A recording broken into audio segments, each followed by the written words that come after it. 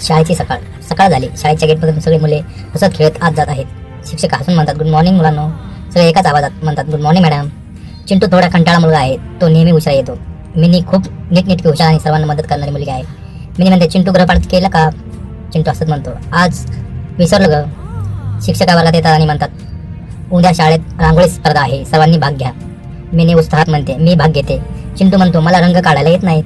Mini म्हणते, काळजी करू नकोस, मी शिकवते तुला. शाळेनंतर दोघे घरी रांगोळी बनवायचा सराव करतात. मिनी डिझाईन काढते, चिंटू रंग भरतो. चिंटू म्हणतो, माझ्या हातावर सगळा रंग लागलाय. मिनी हसून म्हणते, तू खूप आता रंगीत झालास. दुसऱ्या दिवशी शाळेत सगळ्या मुलांनी रांगोळी बनवायला सुरुवात केली. चिंटू आणि मिनीने एकत्र मिळून सुंदर रांगोळी बनवली. त्यात सुंदर शाळा आणि झेंडा होता. सगळे म्हणाले, वा किती सुंदर रांगोळी आहे. शिक्षक आनंदाने म्हणाल्या, पहिल्या बक्षीस चिंटू आणि मिनी. दोघे हसले, उड्या मारल्या आणि हातात मिळाले. मिनी म्हणाले, आपण एकत्र केल्यामुळे जमलं. दुसऱ्या दिवशी शाळा सुटली आणि पाऊस सुरू झाला. चिंटूची छत्री हरवली होती. मिनी म्हणाले, चल माझ्या छत्रीत ये.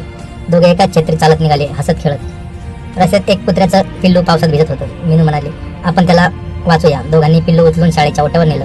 त्याला टॉवेलमध्ये नळून उभं केलं. शिक्षिका हे सगळं पाहत आणि म्हणतात, खूप छान मुलांना, हीच खरी दयाळूपणा. दोघे हसतात आणि म्हणतात, थँक्यू मॅडम.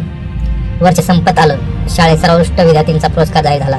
शिक्षका म्हणाल्या, सर्वात उत्कृष्ट विद्यार्थी चिंटू. सगळे टाळे वाजवतात. चिंटू मंचावर गेला आणि म्हणाला, हा पुरस्कार मी माझ्या मैत्रिणीला देतो. तिने मला मदत केली, त्या बदलायला शिकवलं. सगळं शक्य झालं. शिक्षक अभिमानाने हसल्या. पाऊस चालू झाला. आकाशात इंद्रधनुष्य दिसलं. चिंटू, मिनी आणि कुत्र्याचं पिल्लू एकत्र खेळायला लागले. सगळेच हसले, नाचले आणि म्हणाले, शाळा फक्त अभ्यासासाठी नाही, माणूस बनवण्यासाठी असते.